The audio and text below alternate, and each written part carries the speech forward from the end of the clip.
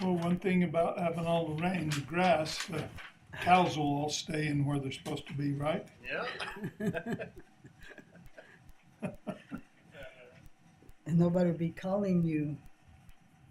He gets Yeah. called during the legislature. People say, your cows are out. Don't have any cows. Hmm. For the camp? I'm the only number at the sheriff's office if cows get out. So the 10th. So 10th. she's got everything. Okay, that's We're recording Tuesday. So we are on ready. that one, but not on this. Tuesday's the 10th, so we'll just have to get up early and be up there by 11, Okay. which is fine. We can have her get the 9th. That's I have fine. no problem doing that. That's the program. So I just let everybody know this being recorded. Then this- So I think that's the only meeting going on that day, Oh, man. other are we than the ready? board meeting. Okay. At the convention itself, I think the convention starts the next day. Just have to leave around 6. Yeah, that, I can just get up and go up early. Okay. To be at that meeting. It's from 11 to 1, and the board meeting's 5:30 to 8. Okay. Yep. They have Okay. dinner. No problem. We're just waiting for one other commissioner.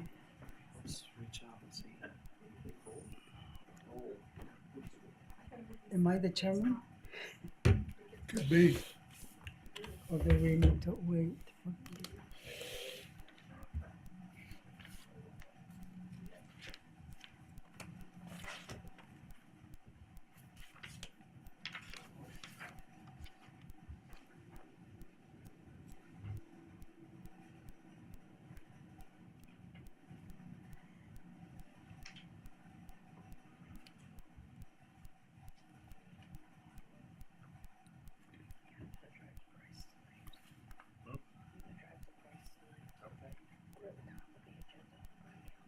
That's solid.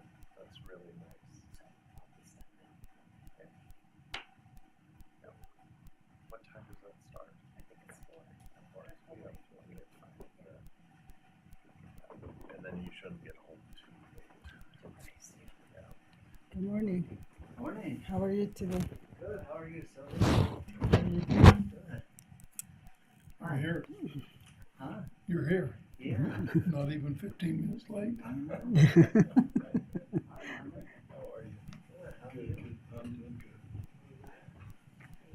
Usually sit right there. Okay. Oh, sorry.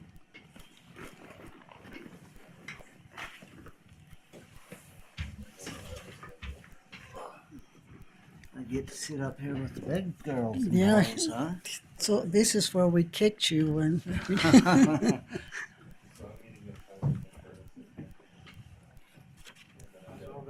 So what? Might as well go ahead. Amen. You ready? Mm-hmm. Get your life. Okay, it's 11:03. We're gonna call to order board or commission meeting, and here comes the chairman.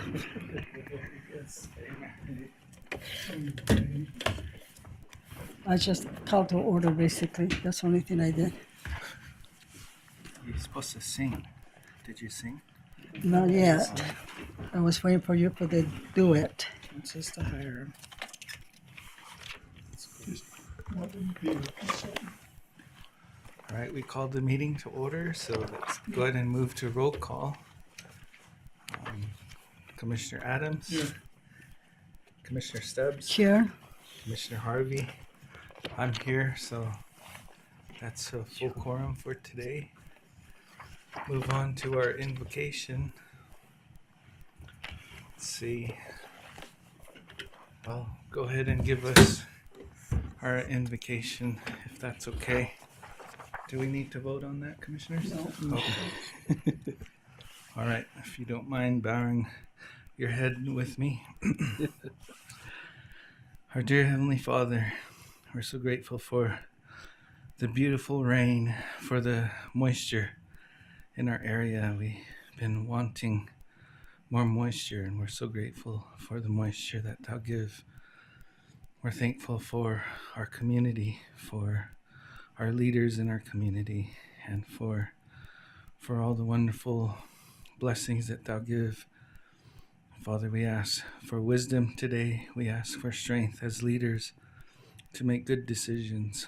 And please, Heavenly Father, bless our county, bless our administrator with his big job, and please bless the department heads that are within our county, that they're able to focus on the quality services to our citizens, to be able to be responsive to the needs, to be able to open their hearts and minds so that the programs that they run, effectively to respond to the citizens. Heavenly Father, we pray that our county, the administration, the department heads are able to work together to speak kind words to each other, to be able to work as unison. As us leaders, we try to demonstrate unity since we came into office. Heavenly Father, we've said we'd work together, and thus far we've always made decisions together. We voted unanimously. May our county departments and divisions do so as well. And Heavenly Father, please bless those that are sick, those that have lost dear loved ones. Please bless them that they may have the strength they need to overcome the things that they might have lost. Please be with our military. Pray that they are safe, that they also are blessed to be strong and to work hard with wisdom and integrity. Please be with our county sheriffs, the deputies, as they're doing their job and their work. Help them to do the right things, Heavenly Father, and bless our agenda that we're able to accomplish all the things that are needed. And we say these things humbly in the holy and sacred name of our Savior, Jesus Christ. Amen. Amen. Thank you. All right. Thank you, commissioners. Moving on, we doing our Pledge of Allegiance. So if you don't mind standing with us. I Pledge allegiance to the flag of the United States of America and to the republic for which it stands, one nation, under God, indivisible, with liberty and justice for all.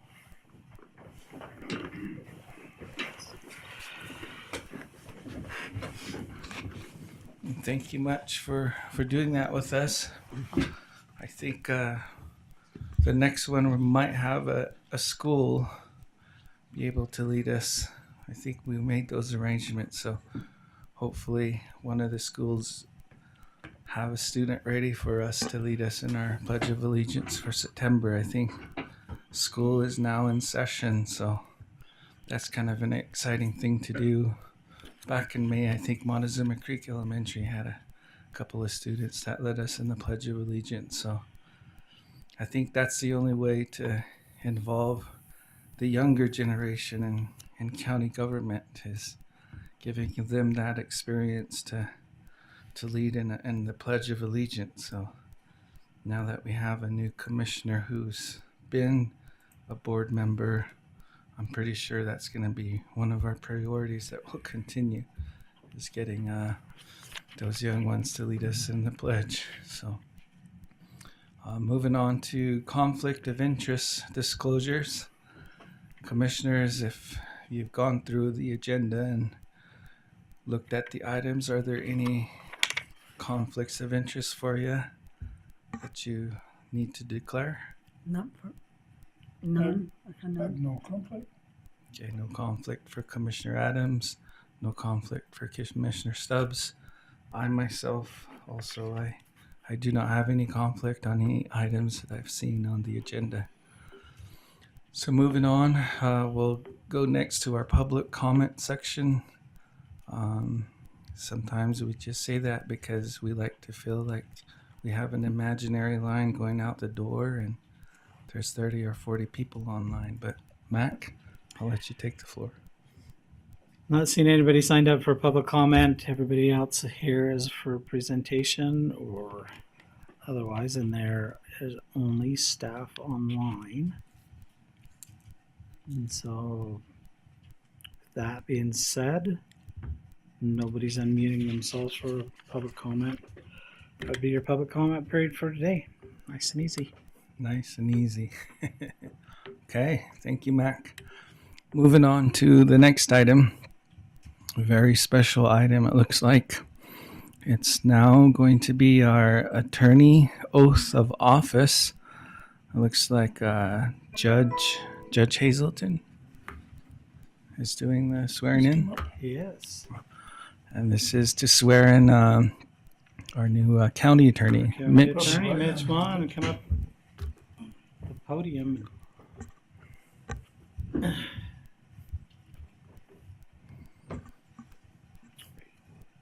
Do you, Mitchell Mon, having been appointed to the office of San Juan County Attorney, do solemnly swear that you will support, obey, and defend the Constitution of the United States of America and of the Constitution of the State of Utah, and that you will discharge the duties with fidelity, so help you God? I do. Congratulations. Good signature. You got a good pen? Signature right there. Right here. And I will sign it this day, 20th of August. Officially sworn at. Sworn in. Thanks. Congratulations. Thank you. Congratulations.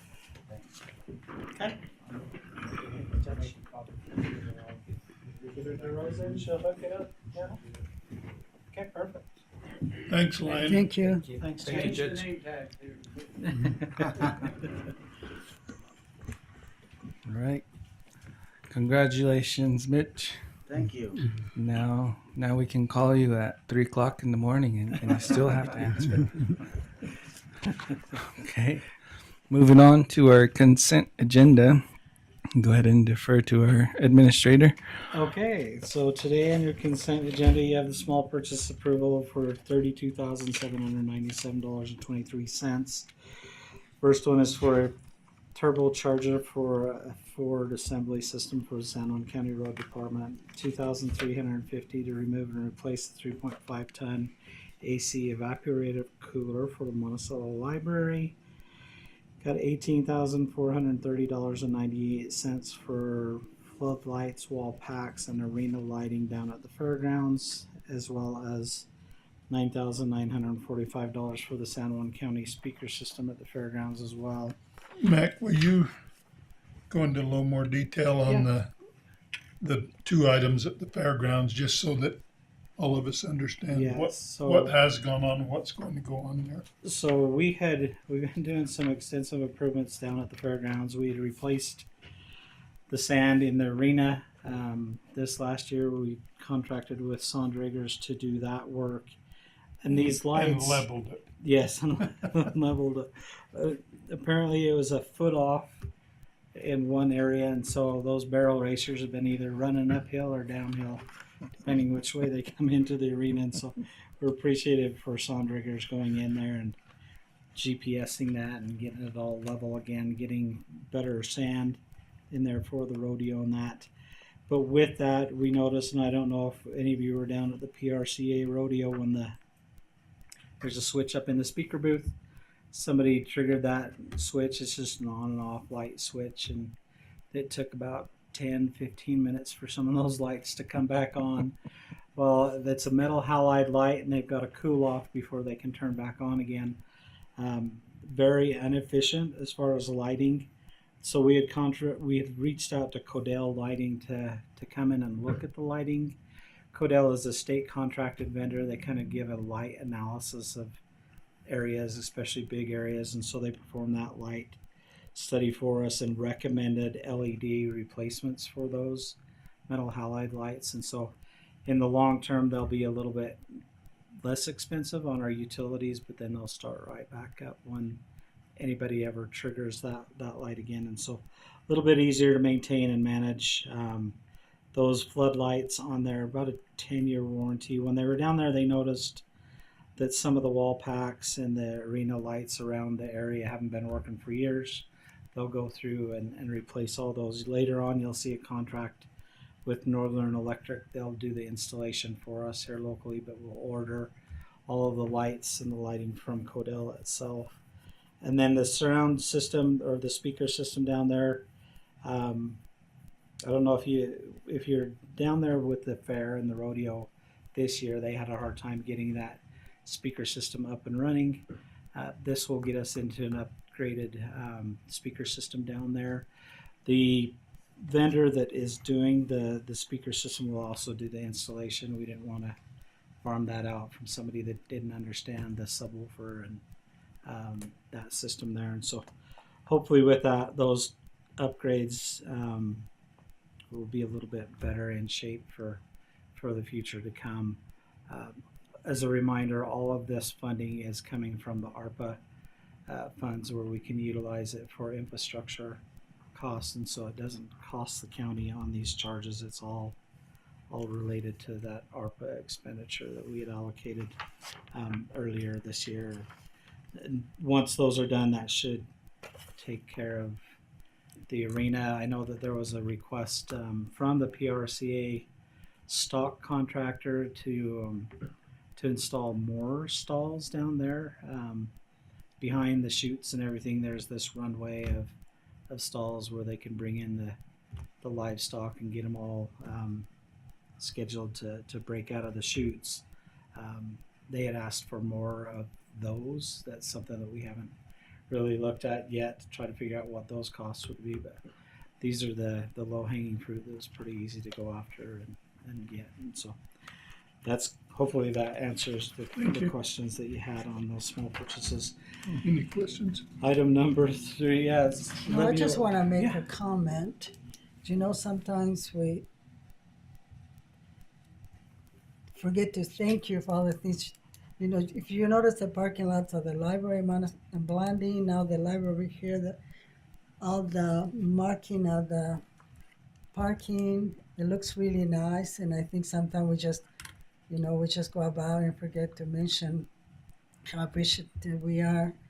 How you manage those funds to improve the way we look, which is, I think, is important. So, and that sometimes is the tricky part, figure out, okay, where do we put those funds? And I think that I just want to say thank you for that. It definitely looks good. On item number 3, you have the approval of the August 6, 2024 Board of Commission work meeting minutes. Item 4, approval of the August 6, 2024 Board of Commission meeting minutes. Item 5 is the approval of the check registers for August 2nd to August 16th, 2024. You have the approval of the Emergency Management Performance Grant Program for fiscal year 2024 through 2025. You have the approval of the San Juan County Health Department tobacco contract between San Juan County and the State of Utah Department of Health and Human Services for fiscal year 2021 through fiscal year 2025, Amendment number 8. Then you have the ratification of the Airport Improvement Program grant agreement for the Cal Black Memorial Airport between the State of Utah and San Juan County and the FAA. This is a continuation grant for the taxiway design, which is this year's project and coupled with previous year's project. And so we're appreciative of that grant. I think it was about $359,999, of which our amount of match on there is $18,000, and so that gets us into the taxiway design. And that, Commissioner, is your consent agenda items for today. Okay, Commissioners, got 8 items there actually 7 items on our consent agenda. How would you like to move? I would move that we approve the consent agenda. I'll second that. Motion by Commissioner Stubbs, second by Commissioner Adams. Any other comments or questions? No. Okay. Just I guess on item 7, does that include Native American blend? The tobacco, Uh huh.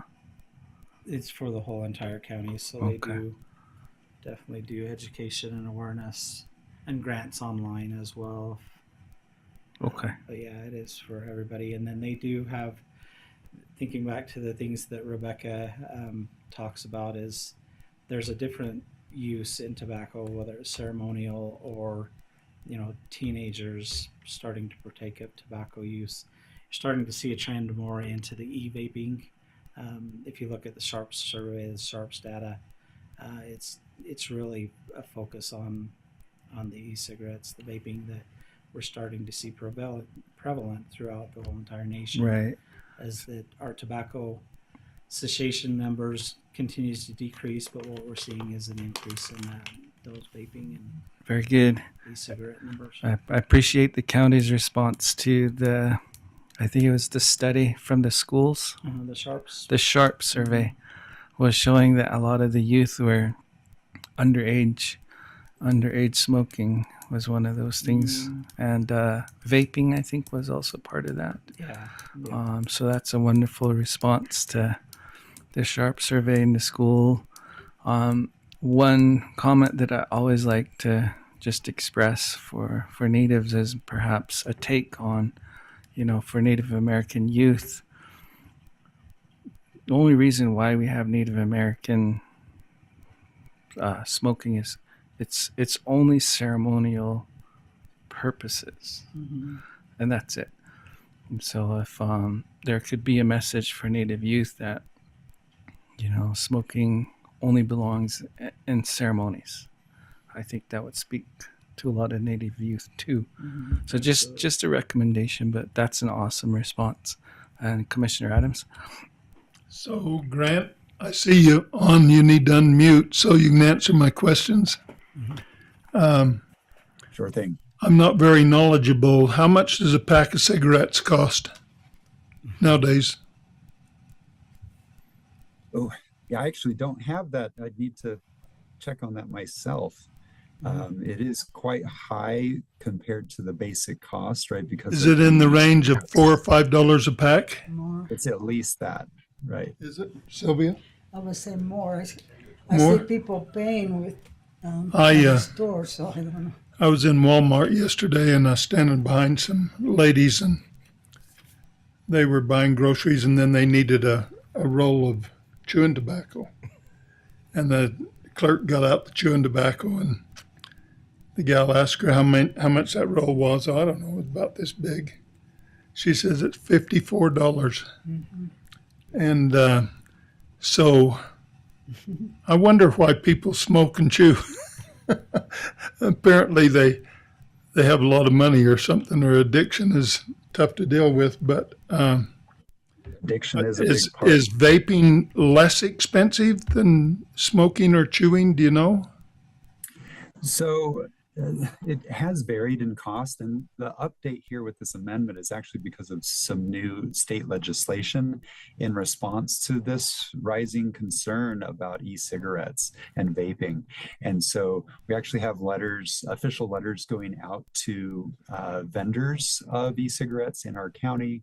And this agreement's just updating that because this information is going to let all of the vendors know about the new legislation. There's a lot of restrictions that are now put in place. There's a limit on the amount of nicotine that can be in each e-cigarette.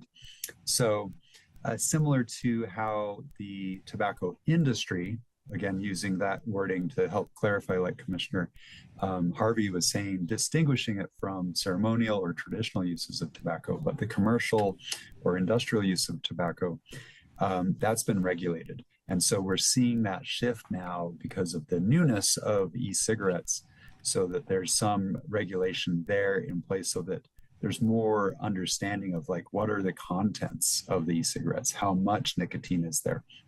And there's that way we're able to educate better, and people are able to better know what they're getting into when they do make those purchases, like you're saying. So when I was going to high school, if you want to be a tough guy, you smoked a little Lucky Strike. but I don't even know if they make them this day. I have a listener that has informed me that the average price of a pack of cigarettes in the United States right now is $8 a pack. Oh, wow. So if you're a 2-pack a day smoker, costs you $16. 16, 17, almost $20. Anyway, I don't want to. And that, I was just curious. I'm not trying to be mean to anybody that has an addiction or uses. Well, if it makes you feel any better, Commissioner, iced chai latte from Starbucks is $7. Yeah. Maybe cheaper to drink coffee. So- All right, Well, let's take a so vote. so don't drink coffee and don't smoke, and you'll get a raise. That's right. All right, all those in and we favor? do want to Aye. let Aye. people know there are resources to help with addiction that are evidence-based. And so you can make that shift. And that's our message to everyone, that there is that hope. Now, years ago, right, it was the cool thing to do. There's been a cultural shift. And not only that, what's helped with that is that we know better now. We know what actually helps prevent the addiction, as well as help people overcome the addiction. So I appreciate highlighting all of those various things that you have. Thanks, commissioners. Thanks, All Mac. right. Thanks, Grant. And the vote is 3 in favor, unanimous approval.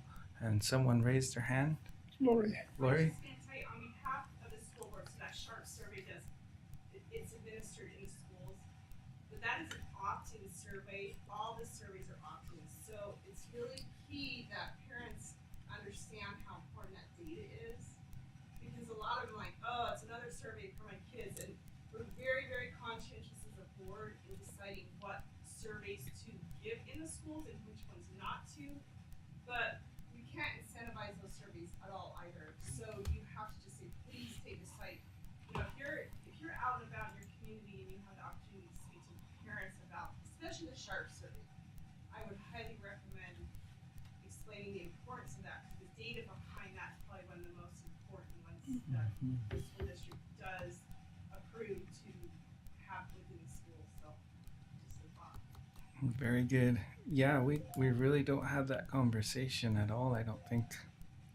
It needs to be more talked of, because a lot of students kind of self-report sometimes depression and mental health concerns. So yeah, it's worth we're talking about. Thank you, Lori. Thanks, Grant.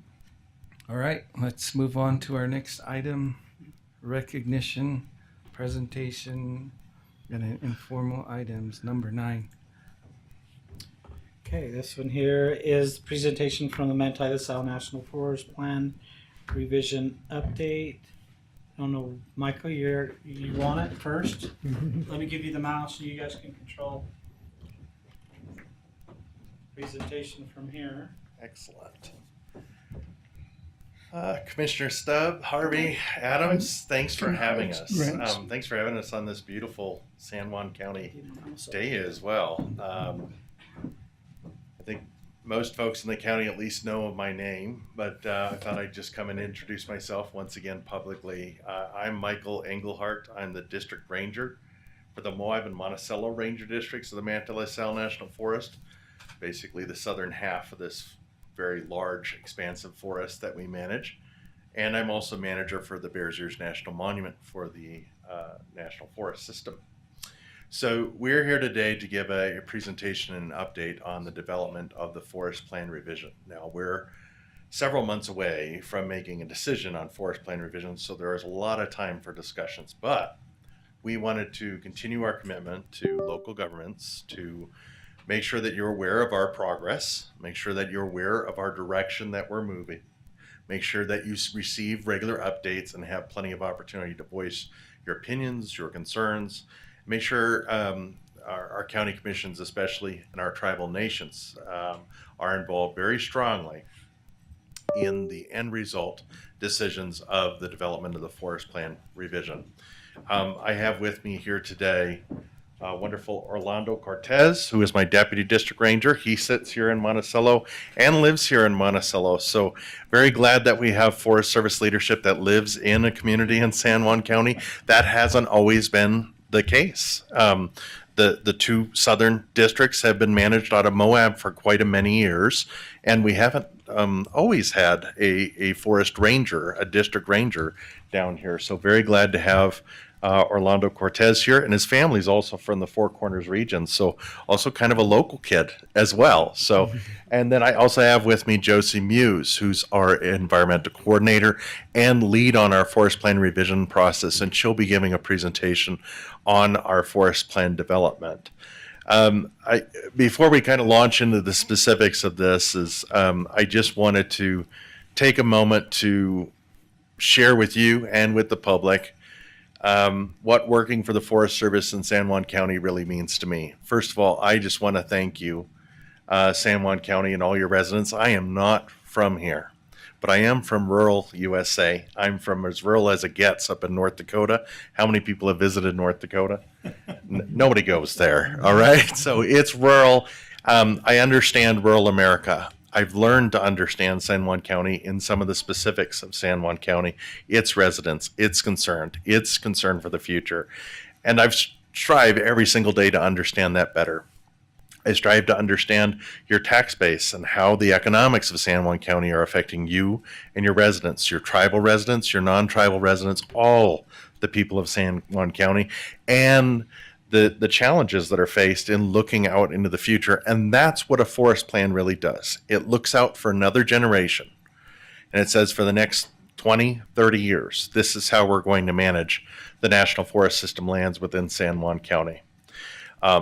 These are generational decisions, so they're of great importance. There are some decisions that we could make that we could choose not to make and leave it for another generation to make those decisions too. So again, a forest plan doesn't have to say everything to be very effective in capturing not only the management of the land, but in the relationships as they exist today between our federal partners, our state partners, our county partners, and its residents. So it's just important to make sure that I tell you all, it's important for me, tell you all, that being part of San Juan County means something to me. I've been here for four and a half years now, and I've been met with grace and understanding and a home for my family, and that means a lot to me. So these decisions are very consequential to me as a person as well. I will always live with this relationship I've built with San Juan County, and it's going to mean something to me for years to come. Also wanted to say it was just really great to see an oath of office today. I always smile when I see an oath being taken. I remember 3 times in my entire life I've ever taken an oath of that gravity. One was enlisting in the North Dakota National Guard when I was 17. One was enlisting in the regular Army when I was 18. And one was when I became a federal officer, federal employee. We're all required to take an oath of office. Oaths mean something. And it's great to see someone take that. And we share that oath to this country, and we certainly share this love and this oath to San Juan County to make sure that we're doing our best together to manage these lands together now and into the future. Public lands are not without their controversy. They're certainly not without their controversy in western counties that are 90% or more public lands. That's of great significance, and those significances are not lost upon me as a federal agent. So with that, I will just turn it over to Josie Muse. There will be time for questions, and I'm certainly willing to visit with you, any of you all. Certainly Nick Sandberg is here. There's plenty of room to discuss with Nick offline as well, but I'm just willing to answer any and all questions after the presentation. So thank you. Good morning, commissioners. And thank you for your time this morning. I am just going to maybe make that a little bigger. There we go. All right. So I'm just going to scroll down, see how this works. All right, good. The first slide here is contact information for our forest leadership as well as our forest planning team. So we have some new faces. Barbara Van Alstyne is our new forest supervisor, She has been with us since last December. She came to the Manti La Salle on a detail and then was acting, and just recently was appointed the permanent forest supervisor. And then the other 4 in leadership are our district rangers, email information, and as well as Michael and Orlando. And then the planning team, myself, and our GIS and tribal relations specialist. All right, I think you're all very familiar with the forest land in San Juan County, but just as a geographic context as a whole, the Manti La Salle is within the Intermountain region of the Forest Service, and we are within the state of Utah and a small portion of southwestern Colorado of our Moab Ranger District. Our lands span 1.3 million acres, and we have 5 ranger districts. So our north zone here is the Stampede Ranger District, the Farron Ranger District, and Price Ranger District. And then the south zone, we have our Moab Ranger District and Monticello Ranger District. And as you're aware, a large portion of the Monticello Ranger District is within the Bears Ears National Monument. We are within 10 counties. There's 8 in Utah and 2 in Colorado, and then 2 designated wilderness areas. We have Dark Canyon Wilderness Area in Monticello Ranger District and Nelson Mountain Wilderness Area in our Farron Ranger District. So I want to give some background of our public involvement process to date. We started our forest plan revision process in 2016 with a notice of initiation of assessment. This assessment looked at our 1986 forest plan, which has been amended 23 times, and determined a need for change. And that need for change drives this forest plan revision process. We released that assessment for public comment, and we received around 900 comments, and about half of those were directly related to recommended wilderness area evaluation. And then in 2021, we published a notice of intent to prepare a draft environmental impact statement. And with that, we had a very draft plan for public comment. That plan had 3 focus areas based on the assessment, which was ecological resilience, support for traditional and cultural ways of life, and sustainable recreation.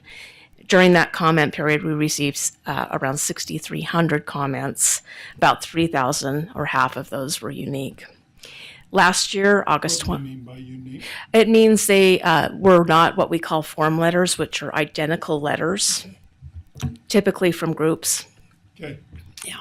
Are those comments from our local area, or we taking comment outside the area? We take them both local and with outside, so it's open to all public comments and cooperating agencies as well. Okay, August of 2023, we published the notice of availability of the draft EIS.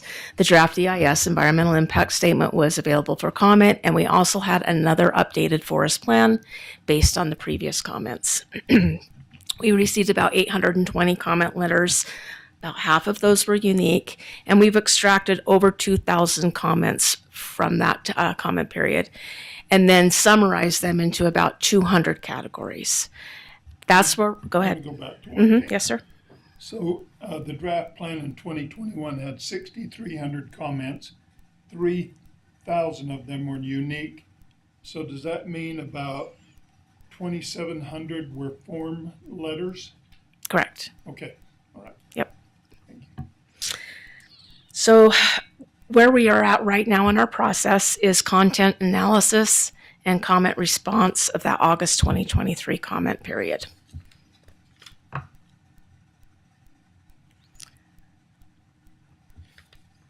All right, this next slide highlights some of the major comment categories or themes that we received on the draft EIS and draft plan. Our local, county, state, and local communities are concerned with roads and public access, local economies, watershed health and protection, vegetation restoration, and wildlife habitat. We received many comments in supporting heritage and cultural protections, as well as grazing traditional uses and timber harvest. We have commenters concerned with the use, the ability to continue the use of over-snow vehicles such as snowmobiles, as well as both winter and summer recreation opportunity spectrums. We received comments both for and against recommended wilderness, for and against wild and scenic rivers, and comments for and against the conservation alternative. Now, the conservation alternative was a citizen-submitted alternative that was not analyzed as a standalone alternative in our draft EIS. We did take the components of that alternative that complied with law, policy, and regulation that directs management of forests, and took those components across the span of alternatives that we analyzed.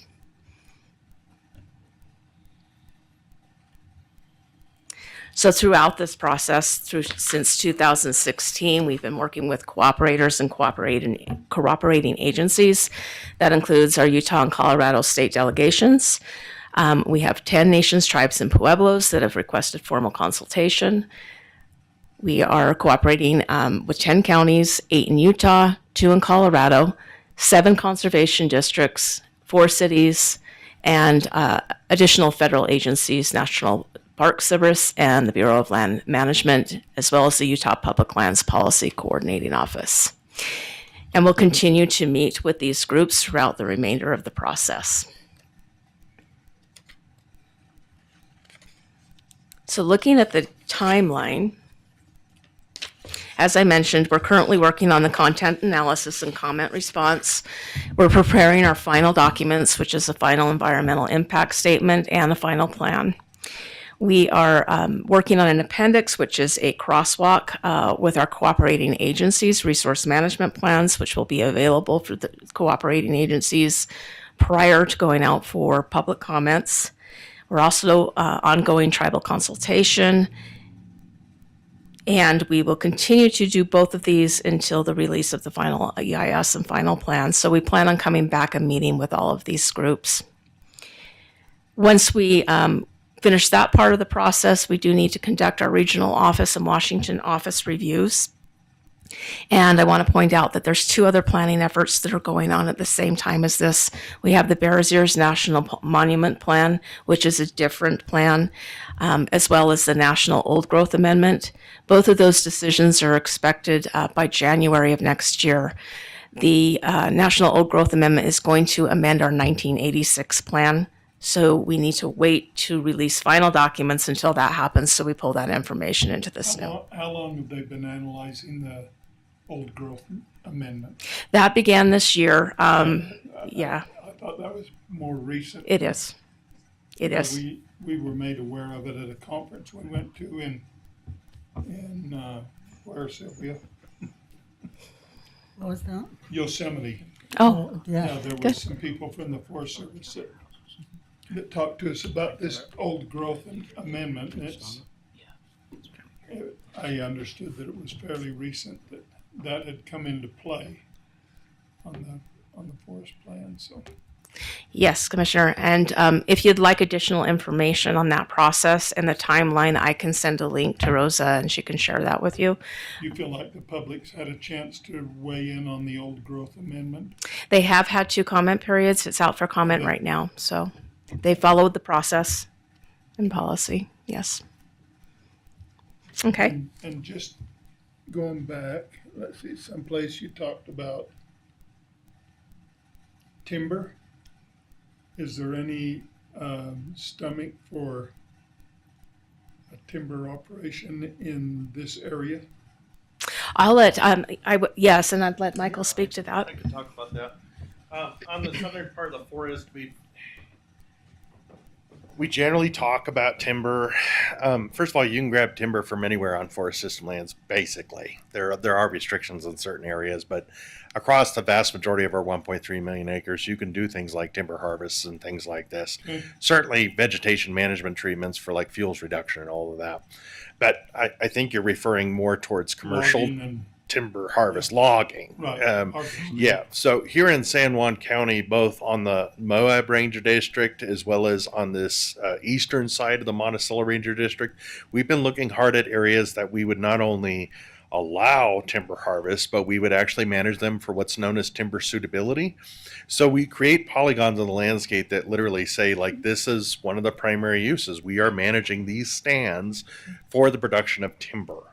And there's significant stands over by the Buckeye Reservoir, over on the southeastern corner of the Moab Ranger District. A lot of more ponderosa pine closer to industry over there. Certainly thicker vegetation on the rest of the district up there.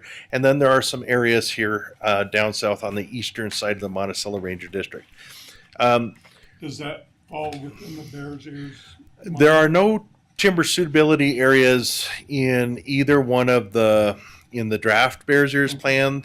Won't be seen as timber suitable. Within our forest plan, there's varying polygons of timber suitability on the eastern side of the Monticello Ranger District. I think what the point of timber suitability is, just because something's not timber suitable doesn't mean that commercial harvesting or logging couldn't happen there. It's just we're managing those polygons specifically towards that end. We're saying we want to produce timber for our logging industry. Yeah. Yep. Makes I sense? have a question. You said we can do log harvesting. I am involved with a nonprofit organization trying to build reaching a museum, and so we were looking for trees so Yeah. that we can make a log building. So if we want to do that, then we had to have a permit. That we contact you. Can you send me that information? Like if we wanted to harvest amount for, we have some logging. We just need some more. There are lots of opportunities for that. So that's mostly done under like a small sale, timber sale kind of process if you're wanting like whole logs. There are various permits for wood products that you can get. We do have a couple of small loggers that we're working with in the area. One of our other ventures has been Wood for Life, which is perhaps getting some commercial logging, but along with that, fuels treatments, fuels reduction, and then getting that fuel off of the forest and then into people's houses to heat their homes, to provide for their ceremonies, all sorts of things like that. And Orlando's been working very hard on the Wood for Life project, but for the most part, when you're talking about whole large logs, those are coming off through timber sale, through small sales for the most part. Okay. Yep. Thank you. Thanks. All right, and the last line item there is the final documents, which the final EIS, final plan, and draft decision is expected in 2025. And with that, there'll be a 60-day notice of opportunity to object. It's a public period again. And again, we'll be meeting with our cooperating agencies and partners before that. They'll have the opportunity to review 2 weeks before the public review.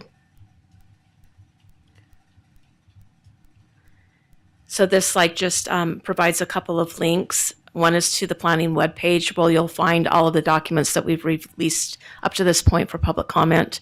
And the second one is a direct link to ArcGIS, which you can go across the span of alternatives and pull up the different areas, see how they compare across the forest. All right, and now we open to questions and comments. I'm boring, aren't I? No. I've got some more questions. Yep, Great. please. So in the planning process, I'm sure you have consulted the county master plan and tried to correlate or coordinate with the county master plan. One of the things in the county master plan that always comes up with the public and the county commission whenever BLM Forest Service or anybody does a new planning effort is roads. And I think our master plan is very strongly in favor of not closing any roads and keeping roads open, no matter where it is, whether it's on the BLM or the Forest Service. We just feel like with only 8% private property in the county, which is 5 million acres big, that we've got to have access to the public lands for a variety of reasons, even recreational camping, grazing, wood gathering, a number of things. So can you tell me, in this planning effort, what have you done to address the county's concerns on keeping roads open? Do you want to start or do you want me to start? Sure, I can start. So yes, we are crosswalking with the county plan, and that document will be available next time we probably meet. So the forest plan does not close any roads. That type of process would be analyzed under a NEPA motorized travel plan process. Okay. The forest plan does, however, set certain management areas that would guide those decisions in motorized travel. So yeah, at this point, we're not closing any motorized roads or trails, and a lot of our analysis that would be areas that would be managed more restrictive, we've been careful that those areas do not include existing open roads or trails. So, like that. So let me talk about it in the That's context. a good answer. Yeah. Let me talk about it in the context of a couple of things that where this intersects very strongly with is one, I did want to mention the Bears Ears plan too, because that is very, it's all here in San Juan County for the most part. And so we're not here to talk about the Bears Ears plan, but it's part of this discussion. We can't deny that. So under the Bears Ears plan on some of the alternatives, we did analyze certain areas for area closures, which is more of a BLM way of looking at land. But on Forest Service land, none of those alternatives that talked about OHV closed actually were areas where we would end up closing a road in response to that. That's on forest system land. I'll only speak to on forest system land.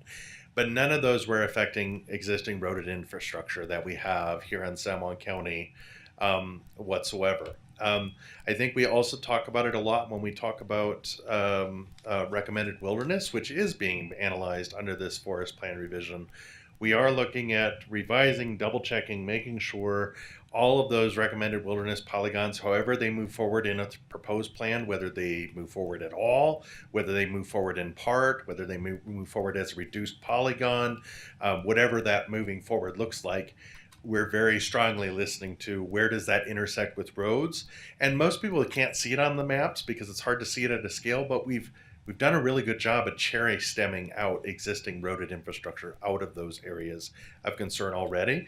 I don't know if we've caught any errors in GIS mapping throughout the process, but that's the intent. That's the end goal, is to not make any effect on the existing roaded system at this point in time. We would do that more appropriately under travel management, for sure. A lot of folks also bring this up with the recreation opportunity spectrum, where we talk about one category of a recreation opportunity spectrum might be semi-primitive non-motorized. Well, you might see a road within that non-motorized area. Just because it's within that ROS to promote recreation opportunities that are more non-roaded, more non-motorized, more primitive in nature, more seclusion in nature, doesn't mean that we would close that road. Now, what that could mean is that in the future, if someone were to propose a new route, say the motorcycle club wants a motorcycle route through that area, we could look back at our forest plan once it's signed and say, well, we have that's being proposed in a semi-primitive non-motorized area. Is it really truly appropriate for us to put that route there? Or should we put it somewhere else? Or should we amend the plan? How does that happen? So the point is, I think there's really a lot of questions around roaded access here in every single county. It's not just San Juan County. But I think we've heard very strongly our county and our state's perspective on that. We're not making any decisions on that directly through the forest plan process. We're also being very conscientious that if we are making any decisions that guide future management, that it's not necessarily so restrictive on perhaps developing new roads and trails on into the future as well. So I hope that makes sense. Yeah, We're trying to create that balance I and appreciate space that out there. a lot, because our citizens will come to us and we can now say, we've talked to the Forest Service about this. This is our understanding. And this is throughout your whole management area, LaSalle up into the other counties as well. Your philosophy is pretty much the same. I just have one more question, then I'll shut up. The BLM has a process where a grazer might be grazing, and I'm not sure. Can they graze in wilderness? Yes, we do have an allotment TY cattle grazes. Okay. Do you have an administrative process that would allow the grazer to go in and work on a fence in a motorized vehicle like the BLM does? Not in designated wilderness, because that's guided by wilderness law. Okay. I would have no administrative authority Okay. really to grant motorized access on that type of a basis. However, remember that all travel management discussion in our plans are for general public. It's good that folks think about that in terms of general public. Yeah.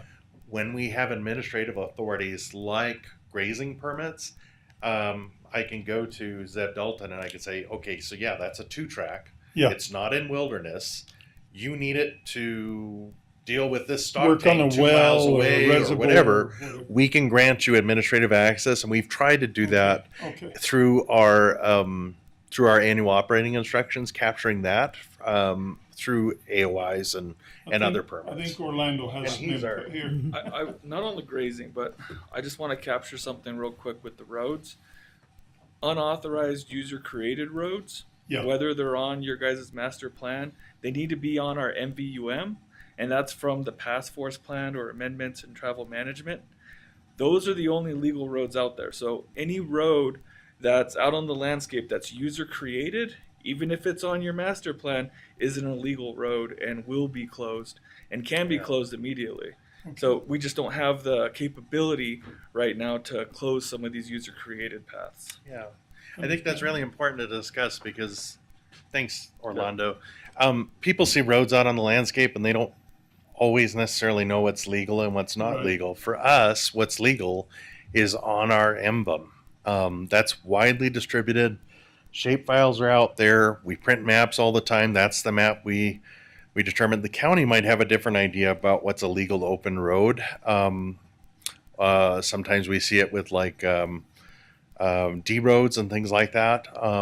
If they're not on our MVUM, they're not a legal road, and we don't have to make a decision to close those. I just simply put up barricades and we close them. Now, some of them we put like I don't know when I say like a soft closure, or we just monitor them and see if they revegetate, because some of them people like Zeb Dalton or Sean Ivins need to use for irregular administrative access. Right. And so we'll monitor it, make sure it's not becoming like a public nuisance or a public problem or a resource concern out there, but we won't actively like obliterate it because we might want to retain some of these user or 2-track roads out there that aren't legal roads for some type of administrative authorization. And the county doesn't maintain those 2-track roads. Correct. You guys are out helping Yeah. us maintain our MVUM right now. You Yeah. guys do a heck of a job doing that. Yep. Sorry. I don't know if it's a question or comment, but you brought up Bears here. And, you know, when Bears here was created, there's not money for San Juan County for us to rescue people and to take care of the need of the visitors. We have so many visitors coming. And since we're having more accidents, there are more people getting lost, and people, they come to Blind and they ask, where's Bears here? And I said, well, take a look all around. Well, how can we get in? Well, it's springtime, it's too muddy, don't go now. Well, pretty soon they go and somebody had to go rescue, or it's too hot and they run out of water or whatever. So I just wondered, you know, as an informal question, as they're looking forward to Bears here, have you noticed any plans to compensate, you know, our county for the extra hours that sheriff department, Yeah. search and rescue, and the ambulance service, the hospitals, and so, you know, that is one concern. And so maybe I just want to voice it, maybe somebody will put it in the record, I don't know, but I do understand the concern. I think I have to acknowledge that some of those things are outside of my mission or outside of my pay grade to necessarily deal with. But where they're not outside of my pay grade or not outside of my mission, I'm always looking for ways to partner with the counties. Yeah. Our San Juan County Roads is one of the most shining examples, I think, in cooperation between a federal agency and a county. We have provided a lot of dollars to San Juan County because not only do we know they can get the job done, but they can do that job very well. And part of that kind of leads into what's within my control. San Juan County Roads have really helped us very much improve our main thoroughfares through the Bears Ears National Monument. We did so with funding from the Great American Outdoors Act. That money was sent directly to the county of somewhere around $840,000. That work was crazy to watch. It was such a great improvement when the county graders went out there, county road crew went out there and improved those major thoroughfares. It's my hope on forest system land within the Bears Ears National Monument or on the Monticello Ranger District. A lot of those areas are very remote, and you can control visitor traffic through very light ways, suggestive ways of having a major thoroughfare that's very easy to travel, some signage, some very minimal signage, some places where they can stop and visit, have lunch, things like that, without getting them into more of those more remote areas where a four-wheel drive truck, some skills are needed to enter those areas, some preparation is needed to enter those areas. So those are the kind of things I can control, but I'm always willing to listen to the county and try to figure out ways in which our missions align and try to advocate for funding that I can work in partnership with the county. Well, thank you. And I have a question. Commissioner Adam referred that we were in Yosemite Park, and I want to say our wilderness are beautiful in comparison to the California side. It was sad. It was very sad to see so many things burn. And as we said our meetings, people cannot get insurance if they live in this area where it's forest. And they have so many problems. And I thought, we have a nice, Anyway, one of an idea that they had there, I thought, I don't know.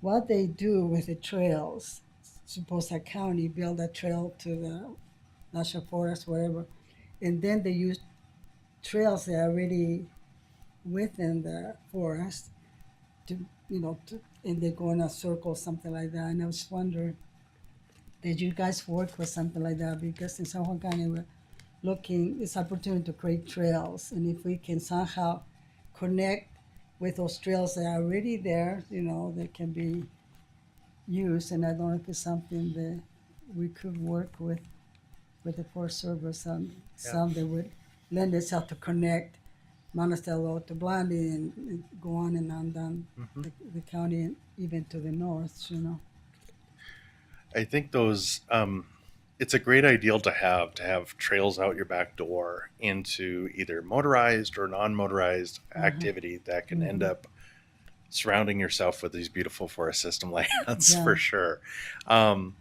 I do know we meet regularly with San Juan County Trails. Our recreation specialist, Brian Murdoch, does meet regularly. It's not as well developed as some of our relationships with other county trails programs, but I think that's just something to do with more of an incipient nature to that, or we're definitely growing the partnership, but it's got some ways to go. We're going to continue that commitment to growing that partnership. And I will also say San Juan County and the Four Corners area has some amazing youth corps that do a great job in helping us not only maintain trails that we do have, but improve trailheads and things like that. And your youth of San Juan County and the Four Corners region, indigenous tribal youth, they give us, I want to say 12 to 16 weeks of their work every single year. I can't even count how many hours, but it's got to be in the thousands of hours of work from your youth corps. Thank you. Well, I just want to say thank you to each one of you for being here. I think my deepest thanks is in regards to the Wood for Life program. That's been really awesome.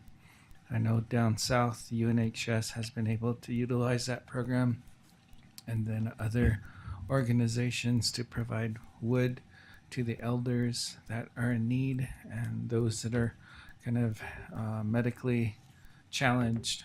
So thank you for doing that for us. And then I guess my question isn't so profound as Commissioner Adams or Commissioner Stubbs, but it's important for the youth in our county, as well as to validate my inner child. But what happened to Smokey the Bear?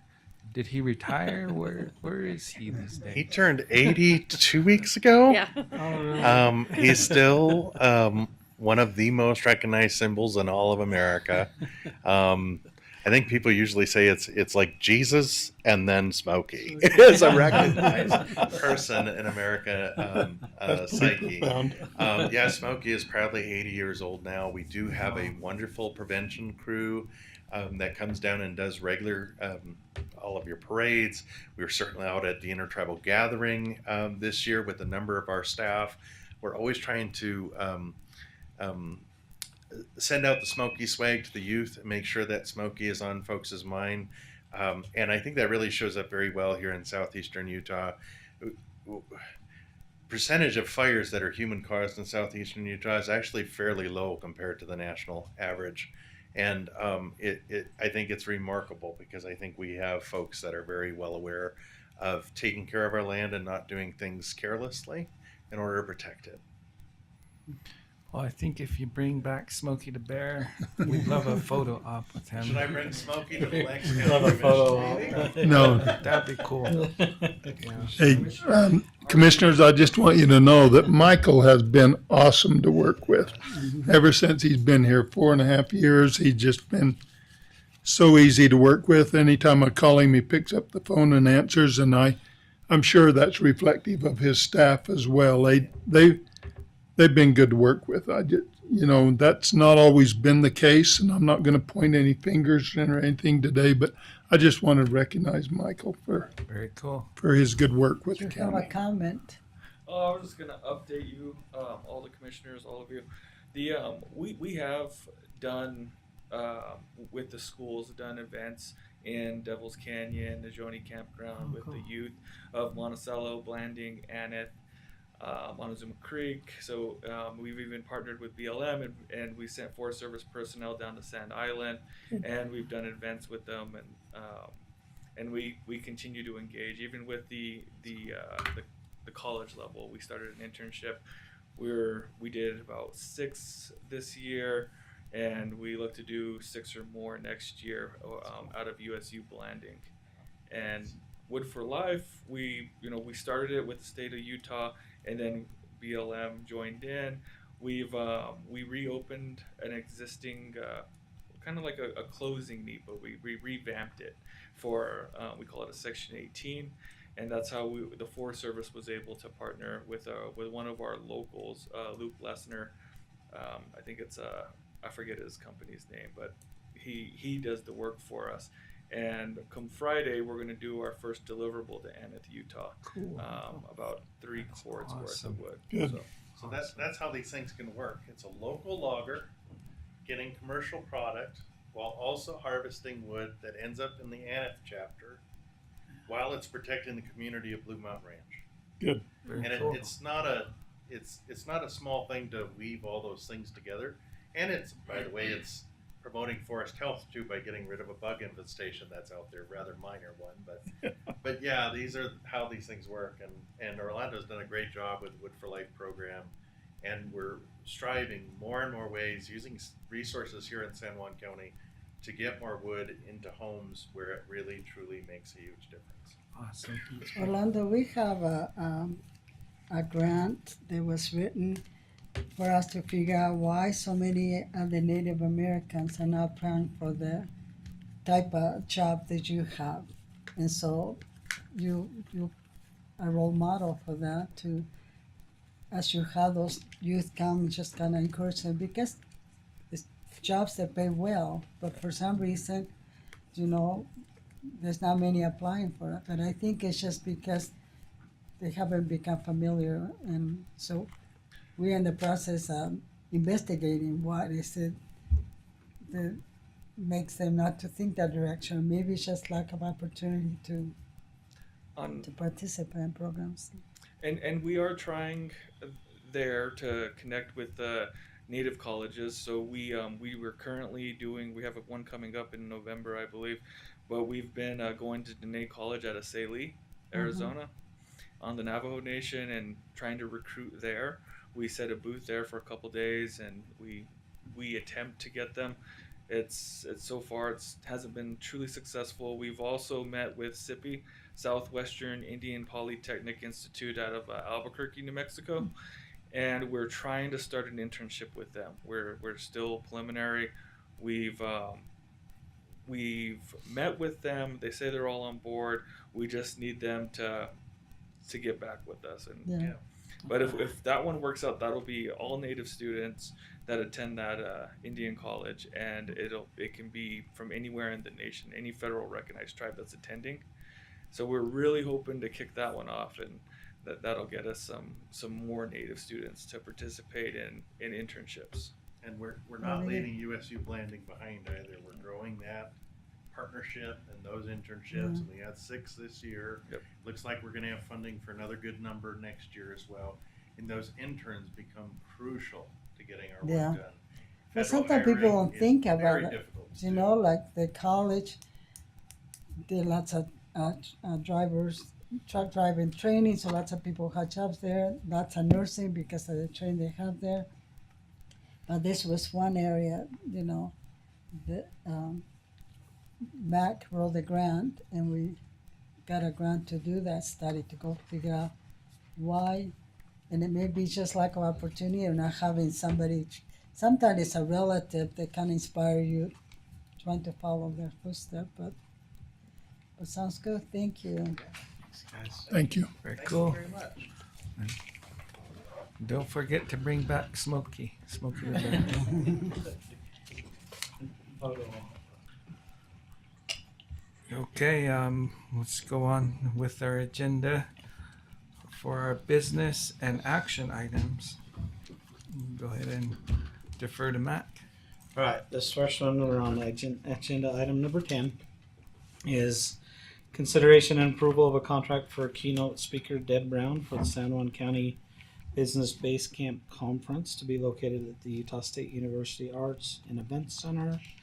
This one here is Elaine. Elaine, I saw her earlier online. Yep. Elaine, are I'm you still here. there? There she Okay. is. Yep. Hi. Hi, Elaine. Hi there. Good to see all of you. Yeah. Well, we decided that it was we weren't going to let the summit go by. We had 2 successful years of the business summit. We got rave reviews, and we moved it back to the month of early December, and this will be our 3rd annual San Juan County Business Base Camp Summit. So we wanted to bring in, I was thinking it would be great to have an outside speaker come in, and the person we've selected is Deb Brown. She's an author of Save Your Town and co-founder of the company, and I think she is amazing. So I think she'll really be someone, she'll actually spend 3 days here in town, and she's going to meet during that time her contract, which is this, the $6,000. Her contract will include her meeting with, she's going to meet with Mayor Bailey Hedgeland to talk about Monticello and, you know, possibly what we can do to help the community. And then she'll spend the full day at the summit, and she's written a book which we're going to distribute to all the attendees, which I think is really exciting. And so I'm looking forward to wrapping up all the details for the as many as I can for the business summit. But I think she'll be a real plus as an outside, you know, outside of Utah individual who's been looking at towns and trying to help communities around the country. So the cost is $6,000. We will be able to take that funding out of the rural grant funding, which I'm gonna work on the proposal for. But I've also got sponsorships that have come in from Energy Fuels and Lisbon Valley's working on a sponsorship. So we'll have sponsorship funds to also cover part of the cost of this. Are there any questions? Commissioners? Sounds good to me. No, I've been to the conference, and it's been really great to see the people there and learn, and I look forward to another one. Oh, I well, won't thank quite you. be Yeah. retired, so Well, but you can still come. We'd love to have you there. We had 100 people last year. That's pretty much all we could fit in the room there. It'll be at the Blanding Arts and Event Center, but it'll be the 3rd annual for San Juan County. And I really think that this annual event has a lot of meaning for the county, and with networking and showcasing our local businesses. So I'm glad we started it. what's the date, Elaine? It's December 5th from 8 to 5. I want to tell a success story from your event. There's a person in Blanding that owns a secondhand store, and he came to the first year, and you guys register and send the information for tourists. And so his second-hand store is very, very popular with the tourists. They come, they buy jackets, whatever they need, and then on the way out, they drop it back, so he resells them again. But he is really so impressed when people come that they know about his store, and it's because the promotion that you do through having those business register, and then you guys promote them as you promote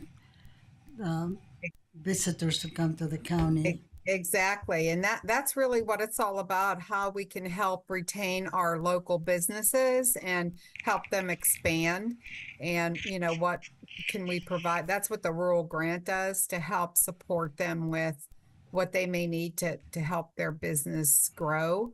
So I think we have a tremendous opportunity again, this year as we move into 2025.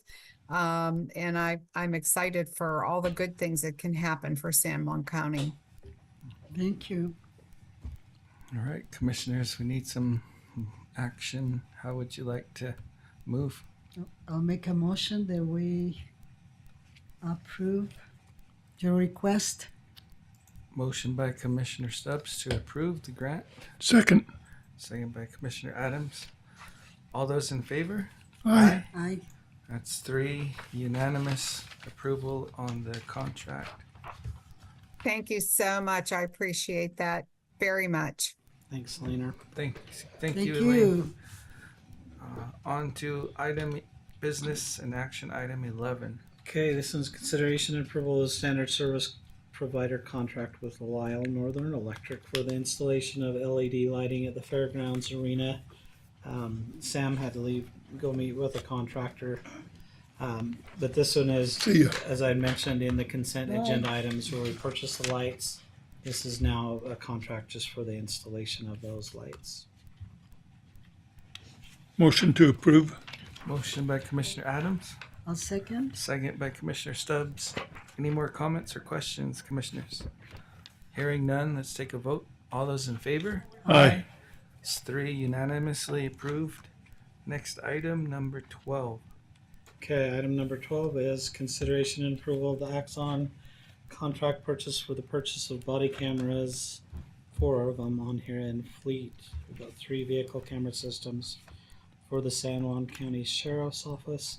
We've got Sheriff Deputy Scott Sandifer here to present for you today. His first time presenting. Give him a heck. Yeah. Good afternoon, commissioners. I haven't met everyone. My name is Scott Sandifer, as he said. I joined the sheriff's office about 3 years ago. I moved over from Colorado, Okay. and happy ever since. So, since I'm here on behalf of the Sheriff's Office to request approval for this funding for this contract to renew our body worn cameras and vehicle mounted cameras. Since I started with the Sheriff's Office, the current situation is we have these watch guard cameras. We've kind of got a hodgepodge of various aged cameras. Mine here is the newest one. We have a system which involves the watchguard vehicle mounted cameras and then different versions of the body worn cameras. In 2019, WatchGuard was bought out by Motorola, and in the approximately 3 years that I've been here, we've had numerous issues with errors, issues uploading video, audio, video. Just recently, yesterday, I was patrolling the city school zone. I pulled the vehicle over and I approached the vehicle, and my body camera was giving me an error, meaning it's not recording anything. That situation is not a big deal. That individual had a lucky day, and I gave them a warning and told them not to speed through the school zone. But in my 30 years in law enforcement, I'm always worried about having to use lethal force. And if a situation like that occurred and we didn't have the cameras activated or working, they give an error, that puts us all into a situation of concern, and they just continue to give us errors. So the Sheriff's Office has looked at several different companies. We also tested Axon, and Axon is the company that we decided to present to you today for that contract. Additionally, with Axon, the surrounding agencies, Blanding, Grand County, and the other surrounding agencies have moved or already have the Axon system as well. It'll also integrate with our tasers that we have, which we just upgraded last year. Thank you for that. So that it'll be all one system. Additionally, and I provided the request and some documentation on our current situation and what will happen. And at the end there, with the fiscal impact, is unfortunately the contract and the funding amount. But I also tried to describe some information regarding some of the offset for that funding. So if there are any questions, I'd be more than happy to answer those. And those are the systems that they will provide. The contract will also provide for upgrading mid-contract so that we will always have current, upgraded, and working systems. Commissioner Stubbs? Additionally, I referenced in the beginning the Utah code because there's legislation regarding body cameras, and we are required to ensure that they're working properly, and that's an issue right now. So I think Commissioner Stubbs has some comment. Oh, I'm just trying to figure out how to, these are the kind of things that protect the officer and protect other people. My question is about where the funds will come from. Do we have the funds, And this is the kind of situation, if we don't do it and we get in trouble, then it can cost a life of somebody. But then the other hand, if we don't have the money, then how can we remediate? I don't know, Matt, how much money we have in the purse. I don't know. Right. Where's the money coming from? Does it come from the department? Is the money coming from? He's got it in here, the beer tax. So if you think about it, I think the sheriff's I was trying to budget- look at here. Mac, I guess, found it for I me. think I was trying overall, to. the sheriff's budget is $1.5 million ask in its total operations for me, this is one of those that this is a cost of doing business cost. And I mean, you can forego the purchase and then our staff aren't protected.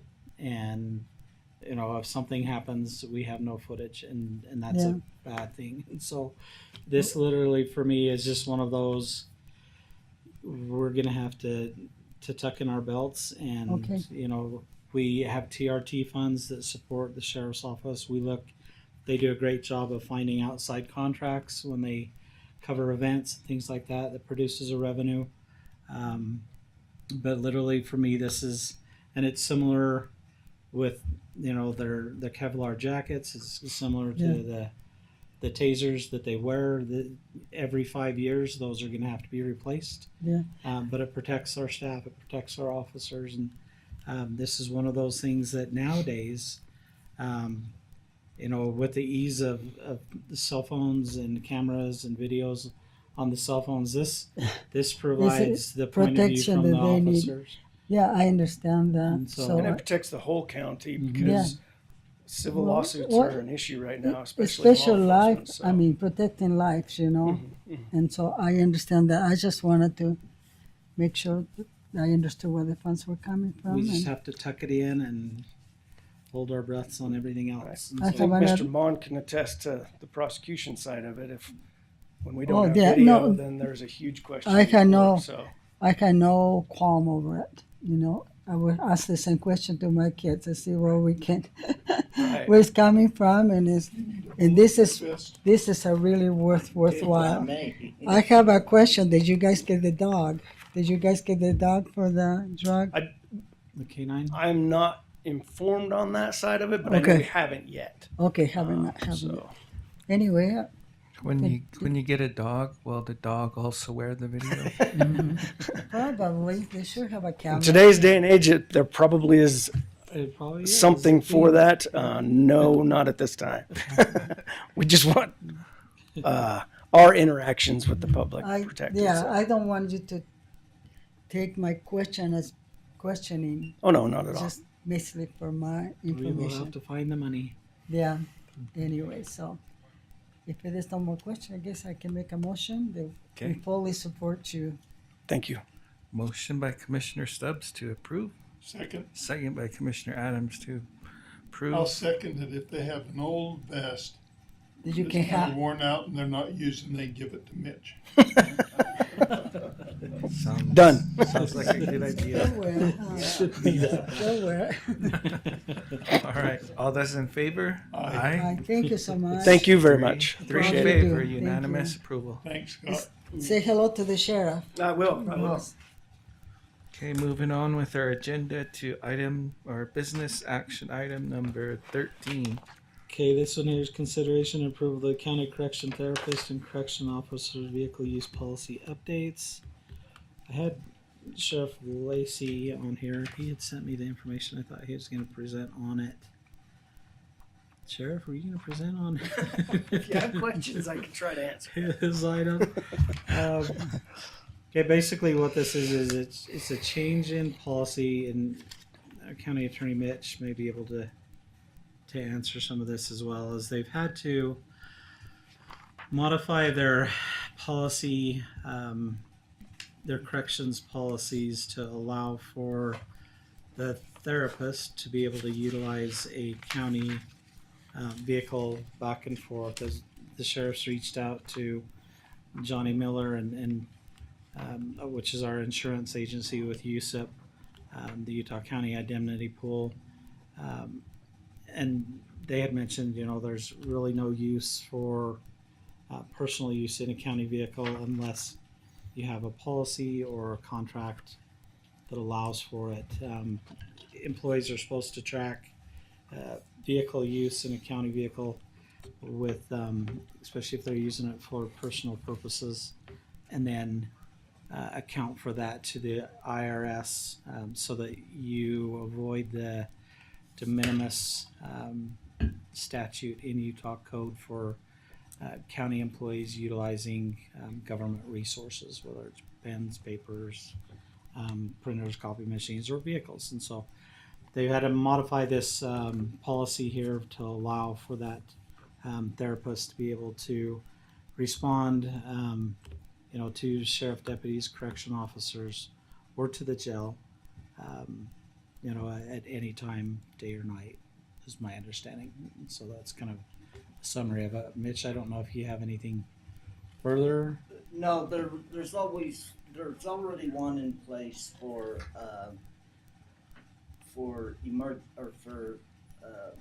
deputies and so forth. This is just for non-essential. This, personnel. my understanding is there's one for the jail personnel and one for that therapist. Correct. And the vehicles will be not at their residence. They will be at the Blanding Annex, and they can respond to that to take that vehicle to the jail. That's all I can tell you on it. I'll make a motion to approve. Motion by Commissioner Adams to approve. Motion to second it. Seconded by Commissioner Stubbs. Any other comments or questions, Commissioner, before we take a vote? Hearing none. All those in favor? Aye. It's 3 in favor to approve. Thank you again. Approved. Okay. Last item. Okay, item number 14 is consideration and approval of the Kyle Black Memorial Airport contract between Lyle, Northern Electric Incorporated, and San Juan County to relocate and replace the automated weather observing system and to replace the beacon. This one here, we had awarded a notice of award several months ago, back in July, and have been working with Lyle, Northern Electric, and really waiting on the FAA to release the funds for this project. Lyle, Northern Electric has come back with the cost estimate of $273,480. Let's see, $273,480.50, of which the county's participation is only $13,674. As a reminder, this all-weather system, as the planes fly into the airport or before they fly in, they can call this system or look it up on the computer on the internet and know what the weather is like at Cal Black. Right now, that system, and for several years, have been kind of archaic. It's when we have a consultant that comes in and inspects this, it requires an annual inspection. When the inspector comes in, he's like, this is like Apollo 11 technology. That's how old it is for us. It's back when the airport was created, they installed it, and we haven't touched it since.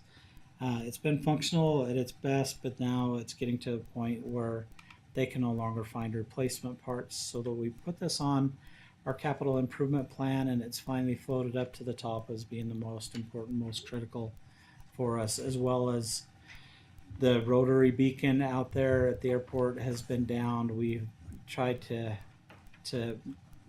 eke it along as long as we could. Parts in that rotary system are also hard to get a hold of.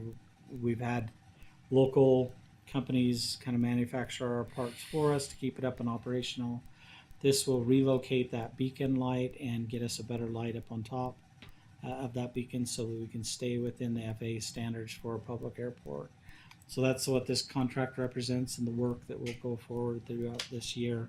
So as a reminder, we had to hold off on this project last year, and so it pushed forward into this year's, which is why you have the grant award today for the taxiway design in the same year as this project, where we held off on this one, trying to get all the final details. We had to go through an environmental impact study. We had to renew our environmental assessment out there this last year, and that put us behind on the project, or this project would have taken place last year. But you fast forward it to this year, where the FAA continue those funding to this year's pot of money, we'll be able to get both of them with the design and this project done this year.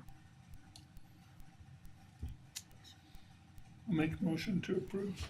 Motion by Commissioner Adams to approve. I'll second it. Second by Commissioner Stubbs.